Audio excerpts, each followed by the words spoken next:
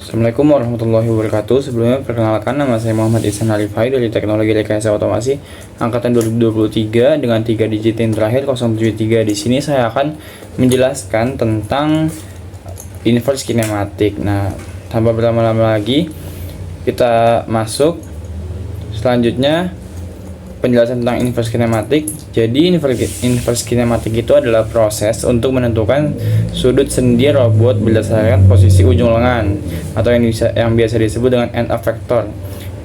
Itu posisi ujung lengannya disesuaikan dengan keinginan kita. Nah, dalam sistem robotika, inverse kinematik ini sangat penting untuk mengontrol pergerakan agar robotnya itu bisa mencapai titik tertentu dengan akurasi yang tinggi. Nah, pada lengan robot tuh ada dua derajat kebebasan atau yang disebut dengan dua DOF, seperti pada gambar yang bisa kita lihat. Ini kita memiliki dua sendi yang berputar dengan sudut theta 1 dan theta 2, dan juga dua ruas lengan dengan panjang L1 dan L2 dan koordinat tujuan yaitu X dan Y. Itu adalah koordinat yang bisa kita capai oleh end effector.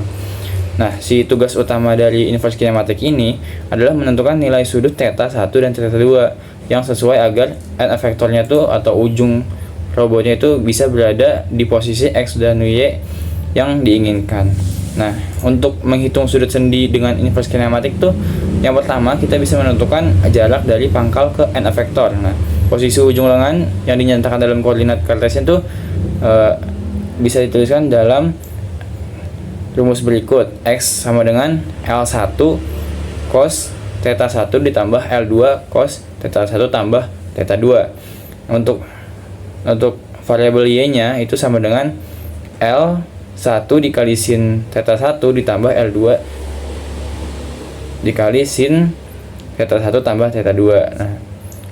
Nah, untuk jarak dari pangkal ke end effectornya disebut dengan D. Untuk rumus D-nya itu sama dengan akar X kuadrat tambah Y kuadrat. Terus yang kedua, untuk menghitung sudut theta 2 nya itu kita bisa menggunakan aturan kosinus. Jadi segitiga yang dibentuk oleh L1 dan L2 dan D ini itu mengikuti aturan kosinus. Nah, untuk rumusnya itu cos theta 2 itu sama dengan X kuadrat tambah Y kuadrat dikurang L1 kuadrat dikurang L2 kuadrat dibagi 2 dikali L1 kali L2. Nah, untuk theta 2 nya itu sama dengan cos arc cos dikali X kuadrat tambah Y kuadrat dikurang L1 kuadrat dikurang L2 kuadrat dibagi 2 kali L1 kali L2. Nah, karena ini bisa terdapat dua kemungkinan konfigurasi, itu yang bisa kita lihat pada gambar simulasi itu ada dua kemungkinan, yaitu elbow up dan elbow down. Itu yang memungkinkan karena adanya sudut theta 2 ini. Terus untuk menghitung sudut theta 1, untuk menentukan sudut theta 1 ini kita bisa menggunakan dua sudut tambahan, yaitu beta dan gamma. Untuk beta itu adalah sudut antara garis dari pangkal ke end effector. Jadi garis dari ujung robot sampai ujung lengan robot dengan sumbu X. Jadi rumus dari beta ini sama dengan arc tan itu Y per X. Nah, untuk gamma sendiri itu adalah sudut dari aturan kosinus dengan rumusnya tuh gamma sama dengan arc cos dikali L1 kuadrat tambah D kuadrat dikurang L2 kuadrat dibagi 2 kali L1 kali D. Terus untuk tooltip pose, atau ada dua solusi yang bisa kita lihat dari simulasi. Tooltip posenya itu bisa menentukan posisi dan juga orientasi dari end effector ini atau ujung si robotnya ini setelah theta 1 dan theta 2 nya itu dihitung.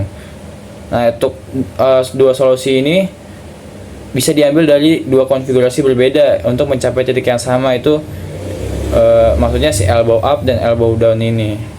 Terus untuk kesimpulan pada materi inverse kinematik pada kali ini, jadi inverse kinematik itu bisa digunakan untuk menentukan sudut sendi dari pose ke end effector.